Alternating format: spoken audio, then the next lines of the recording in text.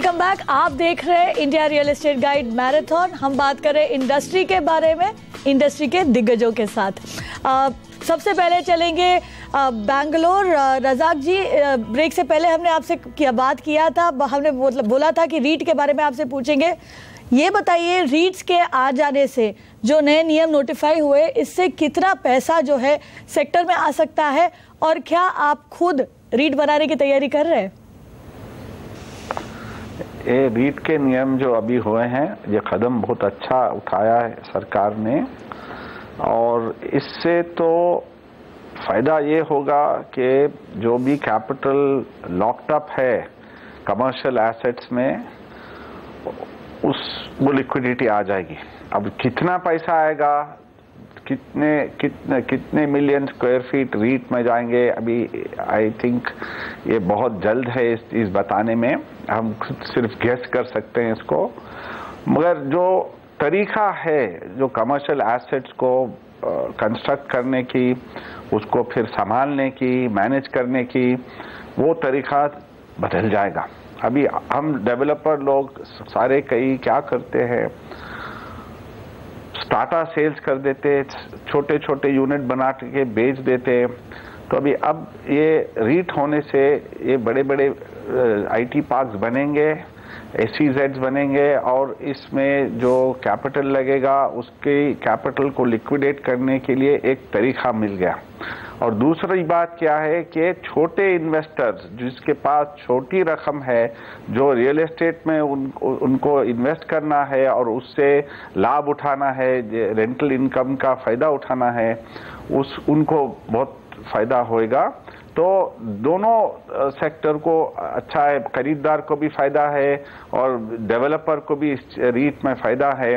और बट रीट होने के लिए अभी और एक दो कदम उठाना है सरकार को, जैसा टैक्सेशन का अभी कोई क्लैरिटी नहीं है अबाउट डबल टैक्सेशन, और ये डबल टैक्सेशन का क्लैरिटी आ जाए hopefully in this budget. I believe REITs is going to be a big play in the commercial sector. और सबसे ज्यादा फायदा बैंगलोर के मार्केट में आपको दिखेगा। लेकिन यहाँ पर प्रश्न को लेकर जाते हैं कोलकाता। हर्षवर्धन जी, क्योंकि काफी कमर्शियल प्रॉपर्टीज, रिटेल प्रॉपर्टीज आपकी भी है, जैसा इरफान साहब कह रहे थे कि यहाँ पर अभी डबल टैक्सेशन, क्योंकि यही वो बड़ा फैक्टर है। हालांकि वित्त मंत्री ने कुछ ऐलान जरूर किया था पिछले बजट में भी, लेकिन क्लैरिटी, जिस शब्द का इस्तेमाल इरफान जी कर रहे हैं, वो अभी भी नहीं है। आपको लगता है कि थोड़ी और क्लैरिटी की जरूरत है, साथ में मार्केट को भी थोड़ा और प्रिपेयर होना पड़ेगा इसके लिए? हाँ, अवश्य क्लैरिटी तो बहुत ज़रूरी है। जहाँ तक रीट का सवाल है, मार्केट में इसकी जानकारी लोगों पर है, लोगों के पास है, और विदेश में तो ये काफ़ी एक नॉर्मल प्रोडक्ट है।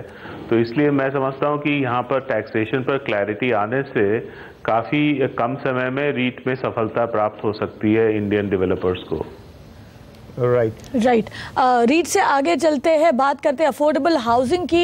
मिस्टर जयकुमार, बताइए, हम देख रहे हैं कि कैपिटल जुटाने के कई जरिए अब आपके लिए खुल गया है। साथ में अफोर्डेबल हाउसिंग के लिए एक ECB का भी तरीका है, एक इंडिया इंफ्रास्ट्रक्चर बॉन्ड जो आए, उससे भी आप पैसे जुटा सकते हैं।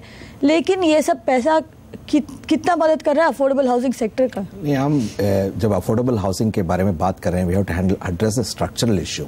अभी भी जो प्राइस है वो अफोर्डेबल नहीं है, और इसलिए अफोर्डेबल नहीं है क्योंकि हमारा अप्रूवल टाइम बहुत ज़्यादा है, और उस बीच में हमको कॉस्ट बहुत बढ़ जाता है, और साथ में इन्फ्लेशन भी है, तो फिर उसी समय में प्राइस बढ़ जाता है। So the first thing government has to attack is the approval process. इसके लिए पॉलिटिकल विल चाहिए, ये टेक्नोलॉजी की बात नहीं है। It's very easy to build online approval processes. That to my mind is the first thing we have to address. The second thing हमको affordable housing में चाहिए कि we need a fair amount of, क्या बोलते हैं, standardisation.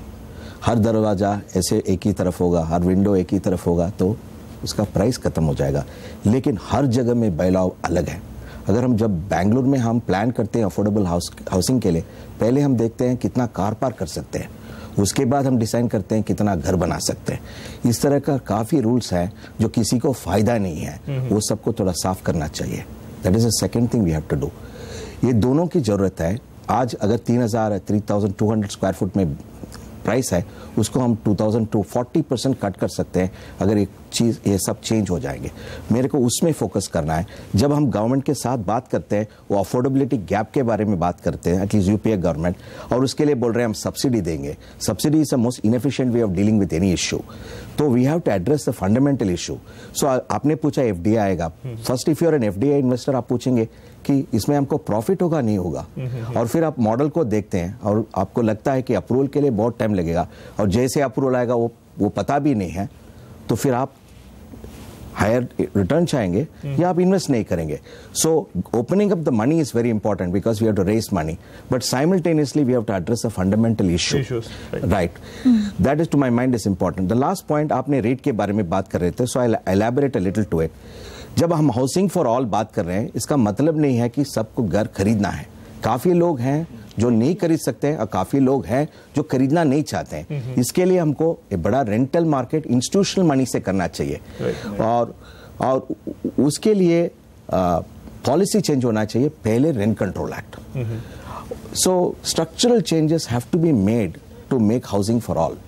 तो but I have to look at it this way कि हर स्टेप फॉरवर्ड है। वो डीआईपीबी डिपार्टमेंट सिर्फ एफडीए के बारे में कर सकता है, वो पॉलिसी उनका पॉलिसी इजी अप्रूवल नहीं कर सकते हैं, वो स्टेट गवर्नमेंट की रिस्पॉन्सिबिलिटी है।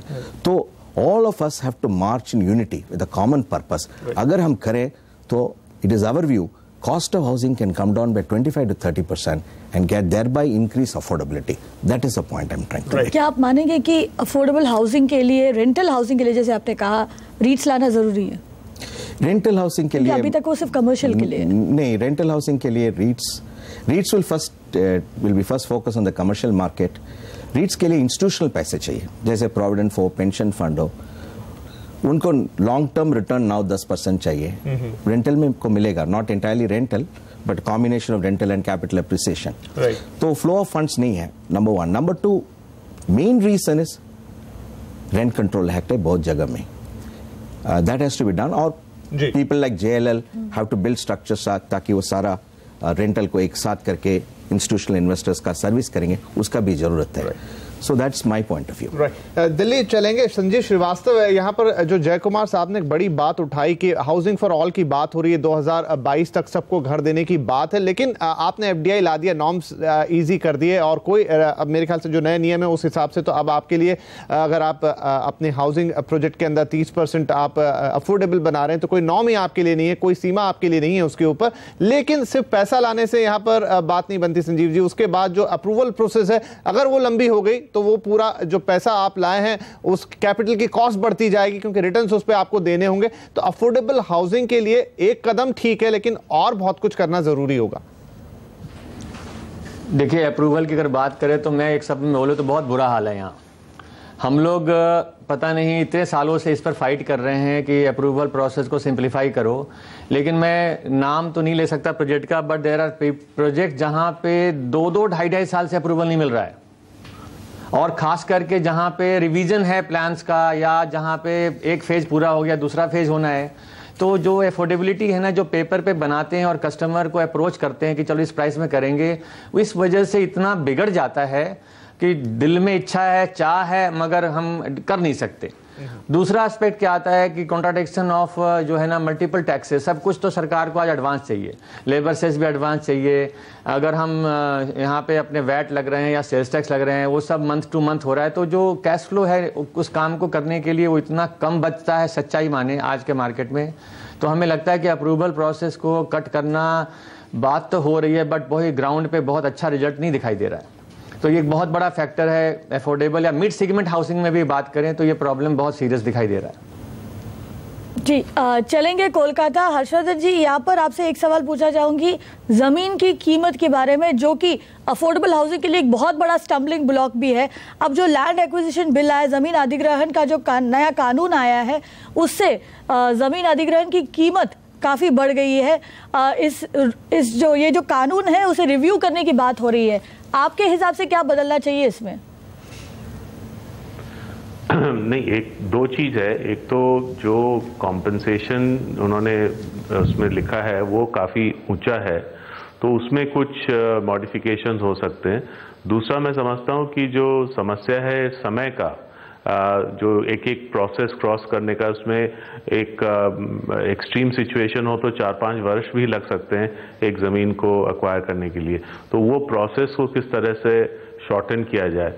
और तीसरा मैं समझता हूँ कि अल्टीमेटली इसका सोल्यूशन लॉन्ग टर्म यही है कि हमारे इंफ्रास्ट्रक्चर शहरों से दूर इलाके तक डेवलप किया जाए, ताकि सस्ती ज़मीन जो दूर में है उसको हम लोग बाय कनेक्टिविटी पास ला सकें और वहाँ पर डेवलपमेंट कर सकें।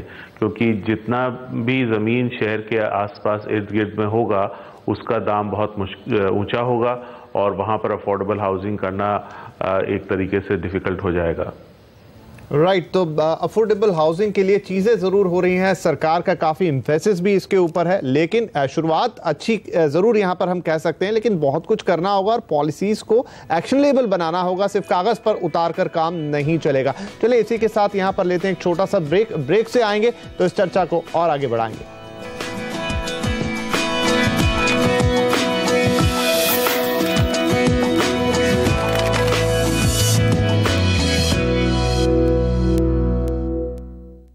अब तो मैं कार लेकर रहूंगा। पर दिवाली गई और ऑफर्स भी। फायर नहीं, भारत की नब्ज है हम। एसोसिएट स्पॉन्सर RR पार्कन, Prayag sanitary ware and sinks, touching life everyday, and commonflow.com। No डर, फाइंड घर। Research partner Liases फोराज।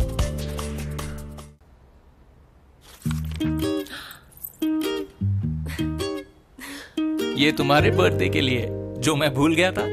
Happy birthday. और ये हमारे एनिवर्सरी के लिए जो भी मैं भूल गया था। Belated anniversary. और ये किस लिए? ये शायद कुछ और भूल जाओ तो।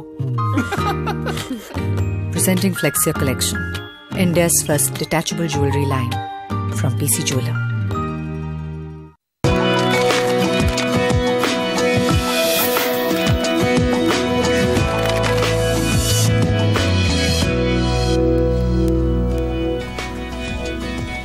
Welcome back. आप देख रहे हैं India real estate guide marathon, जहां पर हम बात कर रहे हैं रियल एस्टेट इंडस्ट्री की। क्या दिक्कतें आती हैं, क्या चैलेंजेस हैं इंडस्ट्री के सामने और किस दौर से गुजर रही है। काफ़ी सारी बातें हो चुकी हैं, लेकिन हम अब बात कर रहे थे यहाँ पर कि अप्रूवल प्रोसेस कितना मुश्किल होता है और उससे किस तरीके से दाम पर असर पड़ता है और साथ में क्या और करना चाहिए यहाँ पर। तो एक बार हम चलेंगे पुणे, रोहित गेरा साहब का भी इस पर राय लेते हैं। गेरा साहब, अप्रूवल प्रोसेस की हम बात कर रहे थे ब्रेक से पहले, और कई बार ये कहा जाता है बातचीत में कि अगर अप्रूवल प्रोसेस स्ट्रीमलाइन हो जाए, यहां पर आपको इजीली मिलने लग जाए अप्रूवल, तो आपकी जो कॉस्ट है वो 30 से 40% तक घट सकती है। तो क्या इसे इस बात पे हम यकीन करें? मैं नहीं मानता कि 30 से 40% दाम कम हो सकते हैं। जो इंटरेस्ट का जो कॉस्ट है जब हम जमीन खरीदते हैं, उस पे जो 1.5-2 साल लगता है अप्रूवल के लिए, उतना जो इंटरेस्ट का कॉस्ट है वो सर्टेनली हम कस्टमर को पास ऑन कर सकते हैं। So it depends on land value, size of project, but I don't think that 30-40% savings can be brought. ये सिर्फ हमने अप्रूवल 1 महीने या 2 महीने में कर दिया, 1 साल 1.5 साल से, तो मुझे नहीं लगता कि इतना उसमें प्राइसिंग का सेविंग हो सकता है। जी श्रीवास्तव जी, टैक्सेस का भी काफी बड़ा बोझ है रियल एस्टेट सेक्टर में। इनफैक्ट ये कहते हैं कि सबसे ज्यादा ओवर टैक्स इसी सेक्टर को करते हैं। कितना बड़ा तबका है ये प्रोजेक्ट कॉस्ट का? देखिए, जैसे एक हम लोगों ने क्रेडाई के लेवल पे एक केस प्रेजेंट किया, उसमें 30% से ऊपर में तो कोई डाउट नहीं है। अब कोई 35 हो सकता है, 32 हो सकता है, डिफरेंट मैटर है because of state to state. मगर प्रॉब्लम क्या है ना, इसमें बहुत ऐसे टैक्स हैं जो मल्टीपल हैं। एक पेमेंट कर चुके हैं उसके ऊपर, जैसे स्टैम्प ड्यूटी है। अभी एक लैंड खरीदते हैं तो हम 7-8% देते ही हैं, और जब हम कस्टमर को बना के पास करते हैं तो वो अपने आप बिल्ट हो जाता है। जबकि ये देखा जाए तो काफ़ी गलत है एक्चुअली, और ये बर्डन जो है कस्टमर को जाता है।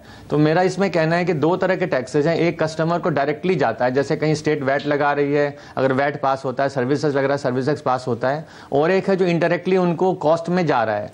अगर इसको सही रेशनलाइज किया जाए, साथ में अप्रूवल प्रोसेस को भी हैंडल करें, तो मैं समझता हूँ कि जो बात आप कह रहे 30-40%, ये बहुत दूर नहीं है, ये अचीव किया जा सकता है।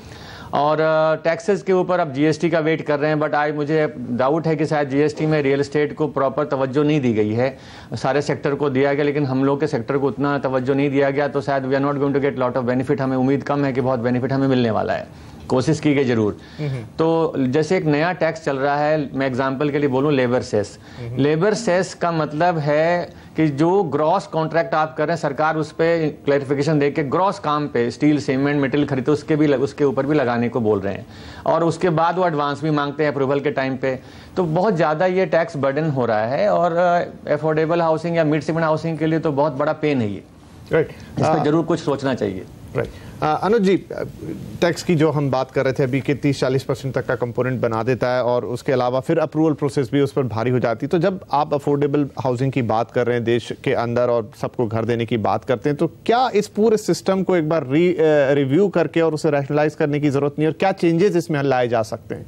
विपिन, बड़ा अच्छा आपने प्रश्न पूछा है ये वाला। आई थिंक ये एक स्टेप पीछे लेना ही पड़ेगा, क्योंकि विपिन जो हमने देखा है, एंड पहली बारी मैंने देखा है 17 साल के अंदर, पहली बारी 17 इयर्स में मैंने देखा है फ्रॉम जून ऑनवर्ड्स आपकी जो कॉस्ट है दैट हैज एस्केलेटेड और सेल्स वैल्यू नीचे आ गई है। What ever is being produced now by the developers, ये लॉस पे ही प्रोड्यूस हो रहा है। एंड विपिन, जितना मर्जी आप बोल लो कि प्राइसेस नीचे लेके आए, डेवलपर्स लेके आए, अगर लेके आनी होती ना तो ये टाइम था नीचे लाने का, वो ला ही नहीं सकते।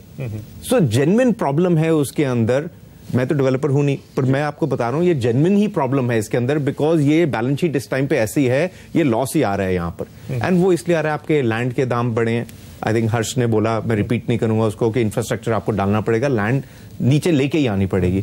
आपके टैक्सेस बढ़ गए हैं, आपके कॉस्ट ऑफ रॉ मटेरियल, चाहे वो लेबर है नरेगा की वजह से, चाहे वो सीमेंट है, चाहे वो स्टील है, वो सब बढ़ गए हैं। अप्रूवल की वजह से, जैसे रोहित ने बोला कि डिले हो जाता है, तो कॉस्ट ऑफ फाइनेंसिंग बढ़ गई है, कॉस्ट ऑफ फाइनेंसिंग इटसेल्फ बढ़ गई है, और सेल वैल्यू बढ़ी है। सो ये तो प्रॉब्लम है इस सेक्टर के अंदर, और मैं बता रहा हूं अगर गवर्नमेंट नहीं देखेगी तो ये प्रॉब्लम और कंपाउंड ही होती जा रही है, क्योंकि हमें दिख रहा है कि ये तो अब जून ऑनवर्ड्स ये ऐसे हो गया है, वेयर कॉस्ट ऐसे जा रही है और सेल नीचे की तरफ जा रही है, और ये डेल्टा जो है आपका बढ़ता ही जाएगा। एंड ये पहले भी हुआ था विपिन, ऑफिसेज में देख लो, ये पहले हुआ था 2011 में, ऑफिस बंद हो गए थे, किसी ने ऑफिस ही नहीं बनाए। आज देखो तो ऑफिस के प्राइस फिर ऊपर चलने लग गए, बिकॉज सप्लाई नहीं आई। ऐसे ही होएगा रेजिडेंशियल के अंदर, अगर ये प्राइसेस कहीं कहीं से भी, सेवरल थिंग जो आपने बोला वो सारी चीजें हैं, चाहे वो अप्रूवल है, टैक्सेस हैं, लैंड है, कॉस्ट ऑफ फाइनेंसिंग है, एफडीआई है, सबको ही लेके आना पड़ेगा। बट एक चीज जरूर है कि ये गवर्नमेंट देख रही है, ये गवर्नमेंट को भी समझ आ गई है कि इसमें प्रॉब्लम है। इसमें बार बार बोलने से कि डेवलपर नीचे लाओ प्राइस, नीचे लाओ प्राइस, वो नहीं होने वाला। अगर होना होता तो इतनी बुरी हालत है इस टाइम पे कि वो प्राइस नीचे आ चुकी होती। जी इरफान जी, इतनी जो समस्याएं हैं रियल एस्टेट सेक्टर के सामने, आपके हिसाब से कोई 2-3 चीजें हैं जो सरकार तुरंत कर सकती है, कोई क्विक फिक्स सॉल्यूशन है?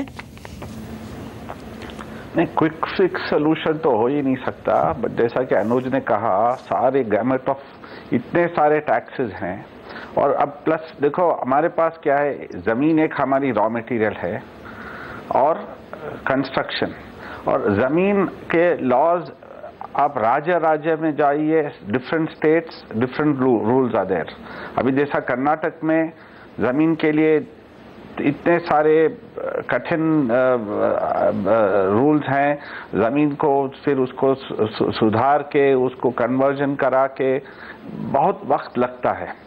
फिर एक तो सरकार को क्या करना चाहिए कि जमीन की अवेलेबिलिटी बहुत आसान कर दी। मैं तो नहीं कह रहा हूं कि सरकार हमें जमीन बेचे, जो प्राइवेट जमीन हमने खरीदते हैं उसको सुधारने के लिए एक सॉर्ट ऑफ ये अर्जेंसी चाहिए गवर्नमेंट में कि इसको हम सीधा करके इस जमीन को बिकम्स अ डेवलपेबल जमीन।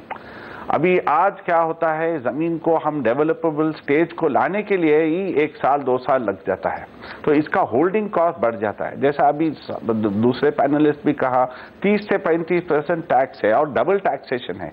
ये उसी प्रोडक्ट पे आप वैट भी लगा रहे, उस पे ही आप सर्विस टैक्स लगवा रहे। और आजकल का अभी बहुत कर्नाटक और तमिलनाडु में एक नया काम हो गया कि गाइडलाइन वैल्यू बढ़ाती जा रही है सरकार, और गाइडलाइन गाइडलाइन वैल्यू बढ़ाने से क्या होता है, जो कस्टमर 3 साल 4 साल 5 साल पहले जो पुराने भाव में मकान खरीदे थे और आज उन्होंने जाके रजिस्ट्रेशन करना है, जब मकान तैयार हो गया वो स्टैम्प ड्यूटी दे रहे हैं नए रेट पे, और उनका वो जो 8% या 7% स्टैम्प ड्यूटी है इन एक्चुअलिटी जाके 15% 16% हो जाता है। तो ये पूरा बर्डन पड़ रहा है कंज्यूमर पे।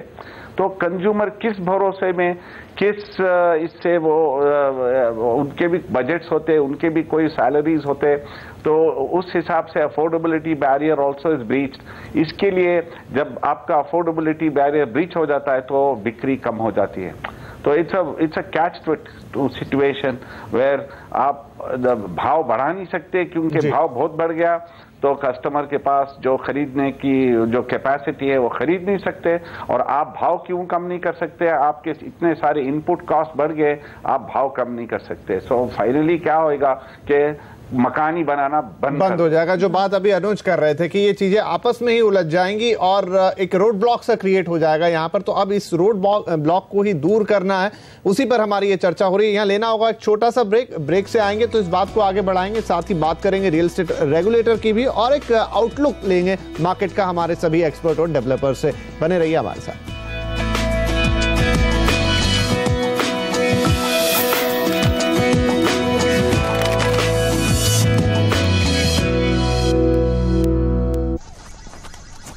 उठो ना, ये मेरी जगह है। अरे यार बेड ही तो है। इडियट, सिर्फ बेड है?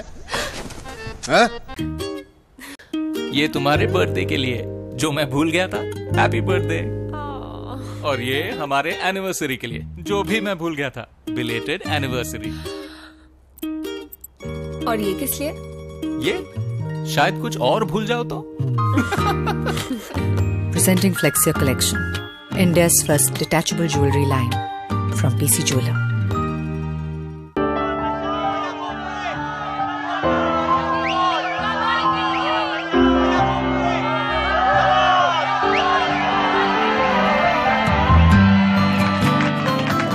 शुरुआत सही तो हर बात सही। परफेक्ट शुरुआत। वंडर सीमेंट, एक परफेक्ट शुरुआत।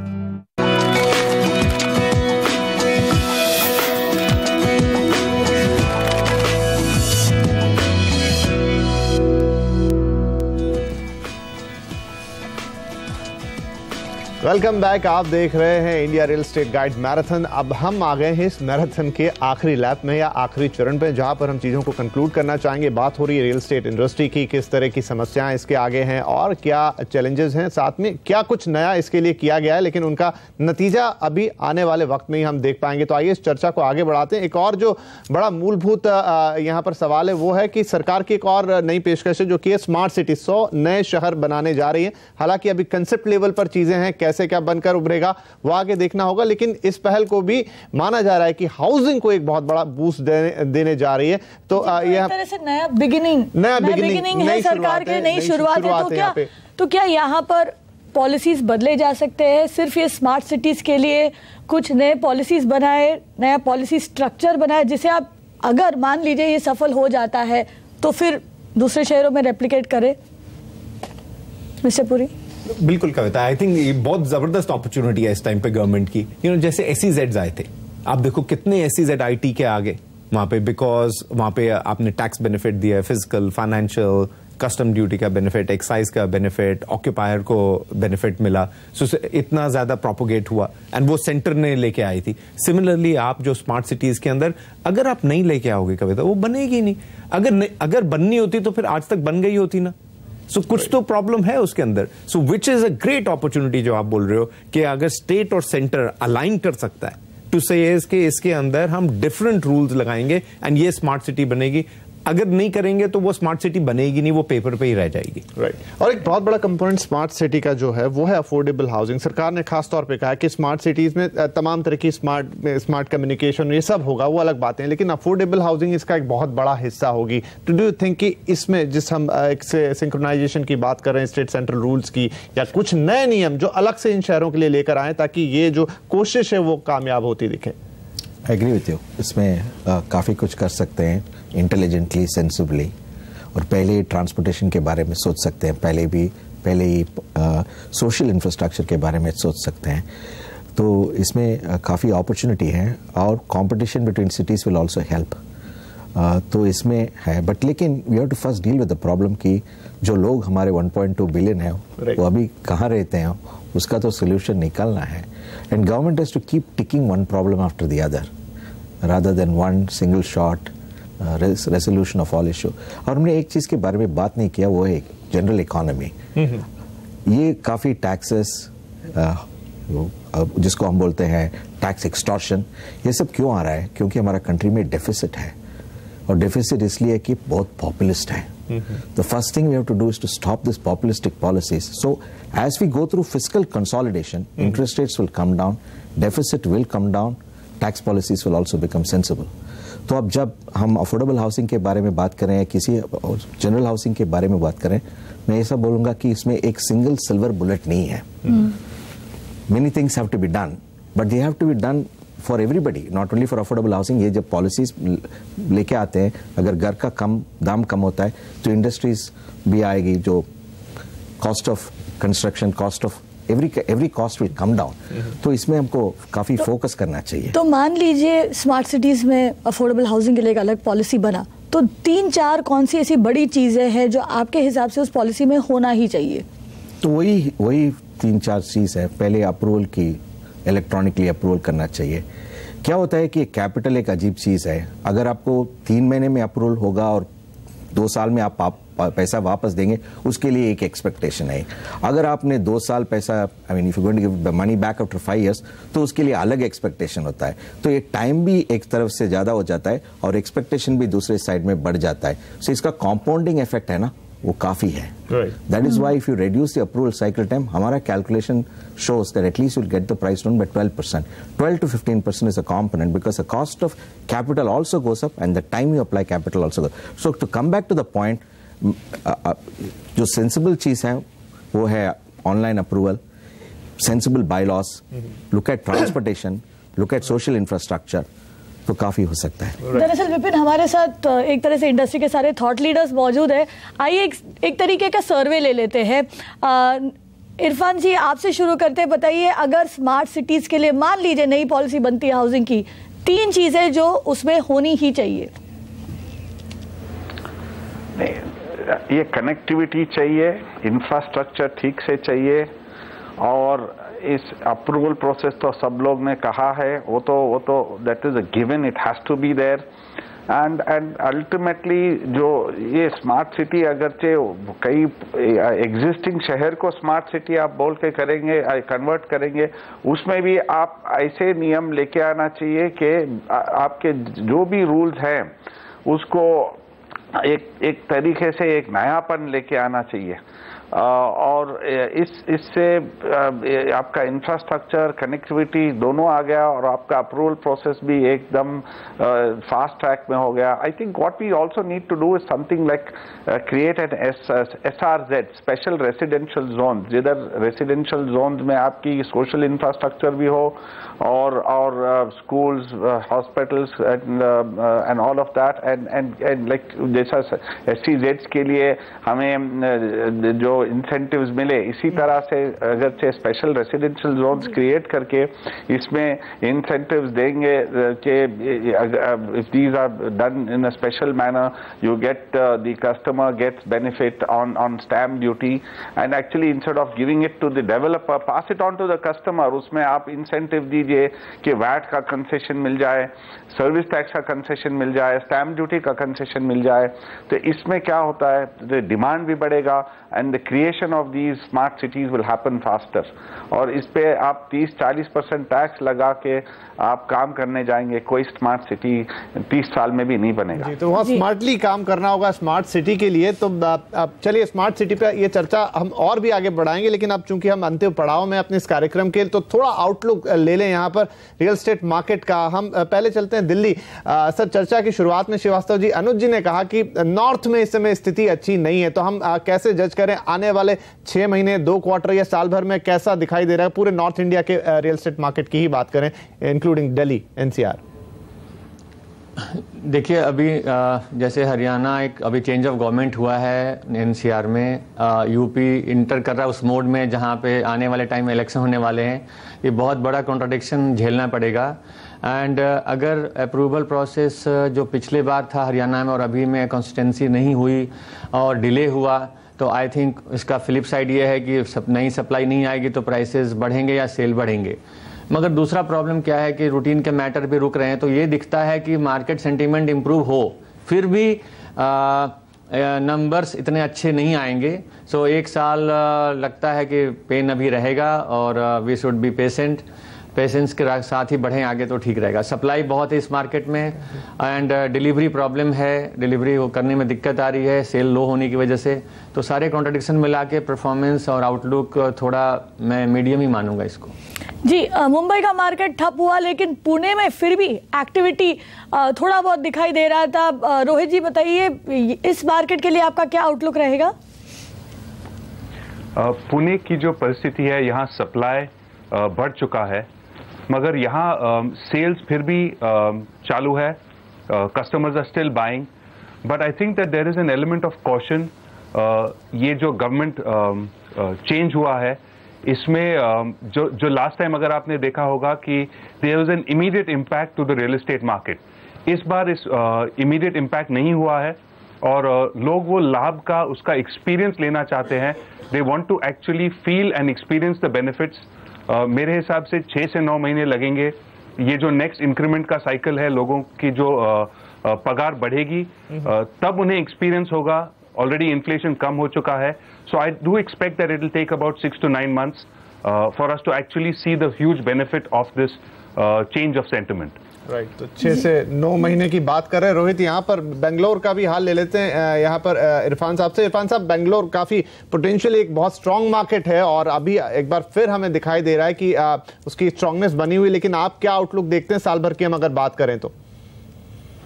बैंगलोर तो स्ट्रांग मार्केट है, इसके लिए सारे देश के डेवलपर अभी बैंगलोर पे ही नजर रख रहे हैं। तो इससे क्या हो रहा है कि बैंगलोर में भी सप्लाई बहुत ज्यादा आने लगी है। अब अभी बैंगलोर में बिक्री किस लिए अच्छी है, इज ओनली बिकॉज के एक अफोर्डेबिलिटी है बैंगलोर के भाव में।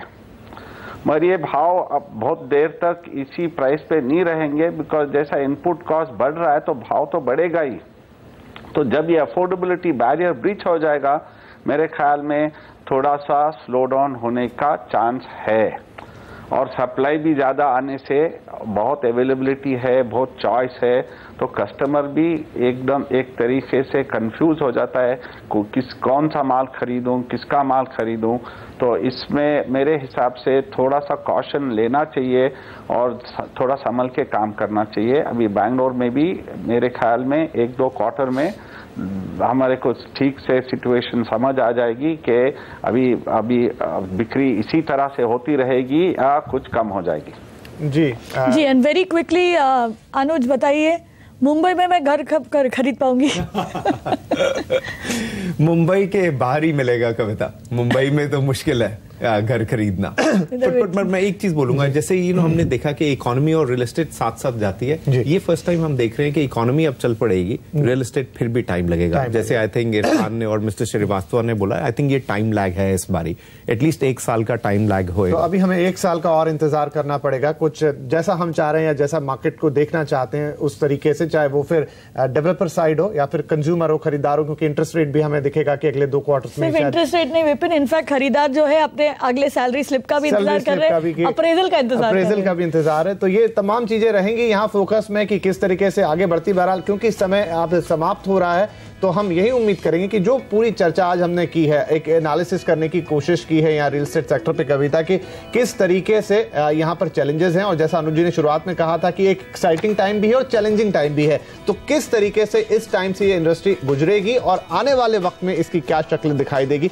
आगे भी आपसे इस पर बातचीत होगी, लेकिन इसी के साथ कविता, हम हमारे तमाम पैनलिस्ट का यहाँ पर शुक्रिया करते हैं कि आप सभी आए और आपने इस कार्यक्रम में हिस्सा लिया। तो चलिए इसी उम्मीद के साथ कि जब हम दोबारा बैठेंगे तो कुछ और बेहतरीन चीजें सामने होगी रियल एस्टेट इंडस्ट्री के लिए, जैसा हमने कहा कि डेवलपर्स के लिए भी और खरीदारों के लिए भी। इसी उम्मीद के साथ यहाँ कविता हम लेंगे विदा, दीजिए इजाजत, नमस्कार।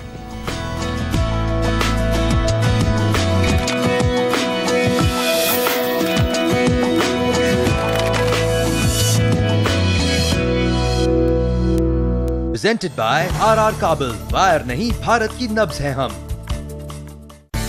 आपकी मुस्कुराहट लाने का, खुशियों को बढ़ाने का और उम्मीदें जगाने का मना रहे हैं उत्सव। 108 वर्षों से आपके विश्वास को जीत पाने का। National insurance company. अब तो मैं कार्ड लेकर रहूंगा। पर दिवाली गई और ऑफर्स भी। तेरा दिमाग तो ठीक है ना? अरे यार, दिवाली गई नहीं, वापस आ गई है। आ गया फोर्ट दिवाली रिटर्न्स ऑफर।